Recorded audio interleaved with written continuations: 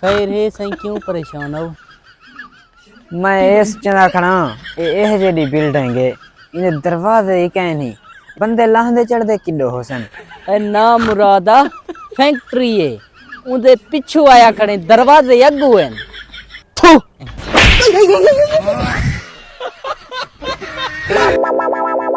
哎呦我的妈！